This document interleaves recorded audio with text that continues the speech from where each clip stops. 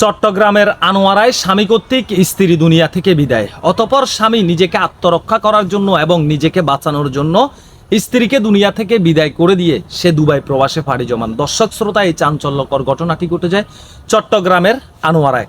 জানা গেছে আজ থেকে দীর্ঘদিন আগে পরিবারকে না জানিয়ে এই আমেনাকে বিয়ে করেন দুবাই প্রবাসী ইয়াসিন আরাফাত।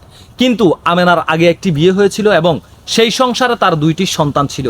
এই বিষয়টি পুরোপুরি জেনেই কিন্তু দুবাই প্রবাসী ইয়াসিন আরাফাত এই আমেনাকে বিয়ে করেন, কারণ তাদের আগে সম্পর্ক ছিল। দর্শক শ্রোতা, এই বিষয়টি যখন দুবাই প্রবাসী ইয়াসিন আরাফাতের পরিবার জানতে পারে যে তাদের ছেলে বিয়ে করেছে এমন একটি নারীকে, যেই নারীর আগে একটি বিয়ে হয়েছিল এবং সেই সংসারে দুইটি সন্তান ছিল, এই বিষয়টি জানার পরে দুবাই প্রবাসী ইয়াসিন আরাফাতের পরিবার কোনোভাবেই নিজের ঘরের বউ হিসাবে এই আমেনাকে মেনে নিতে পারেনি। যখন আমেনাকে দুবাই প্রবাসী ইয়াসিনের পরিবার মেনে নেয়নি, তখন দুবাই প্রবাসী ইয়াসিন আরাফাত তার স্ত্রী আমেনাকে বাকুলিয়া তক্তারফল এলাকায় একটি ভাড়া বাসায় রাখতেন। সেই ভাড়া বাসায় রাখা অবস্থায় সেখানেই তারা সংসার করছিল। দুবাই প্রবাসী ইয়াসিন আরাফাত তার স্ত্রী আমেনাকে নিয়ে ওই ভাড়া বাসায় থাকতেন। সংসার জীবন তাদের ভালোই চলছিল। সংসার জীবনও তাদের একটি সন্তানও আসেন। দর্শক শ্রোতা, তার পরবর্তীতে এই দুবাই প্রবাসী ইয়াসিন আরাফাত আবার প্রবাসে পাড়ি জমান। প্রবাস থেকে গত কিছুদিন আগে সে ফিরে আসেন।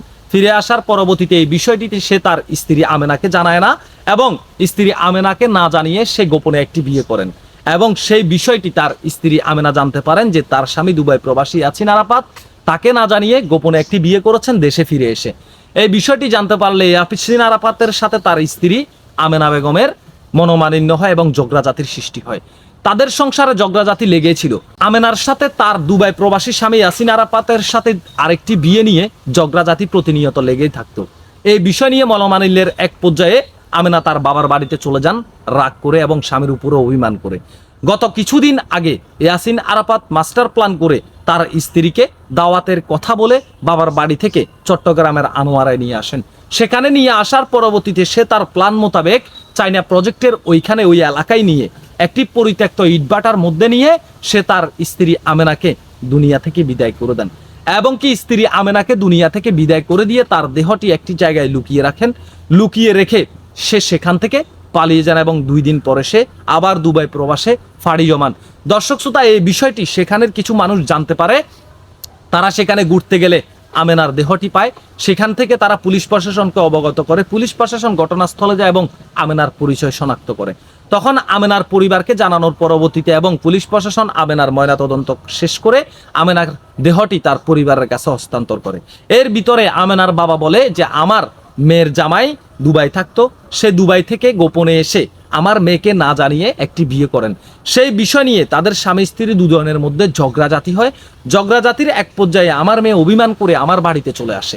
আমার বাড়িতে চলে আসার পরবর্তীতে আমার মেয়ের জামাই আমার মেয়েকে ফোন করে দাওয়াতের কথা বলে গত 2 দিন আগে নিয়ে যায় এবং নিয়ে গিয়ে আমার মেয়েকে দুনিয়া থেকে বিদায় করে দিয়ে ইটভাটায় ফেলে রেখে চলে যায়।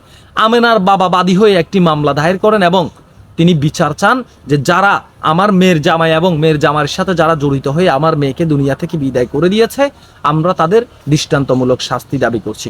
দর্শক শ্রোতা, এমন চাঞ্চল্যকর ঘটনার তীব্র নিন্দা ও প্রতিবাদ জানাই এবং কি এই আসামির দৃষ্টান্তমূলক শাস্তি দাবি করছি। আমেনার স্বামী আমেনাকে দুনিয়া থেকে বিদায় করে দিয়ে সে দুবাই প্রবাসে পাড়ি জমিয়েছেন, কিন্তু আমেনার স্বামী ইয়াসিন আরাফাতের সাথে যারা জড়িত ছিল তাদেরকে যেন আইনের সর্বোচ্চ সাজার আওতায় নিয়ে আসা হয় এবং কি আমেনার স্বামী দুবাই প্রবাসী ইয়াসিন আরাফাতকেও যেন আইনের সর্বোচ্চ সাজার আওতায় নিয়ে আসা হয়। সবাই ভালো থাকবেন, সুস্থ থাকবেন। আল্লাহ হাফেজ। ভিডিওটি শেয়ার করে দেবেন।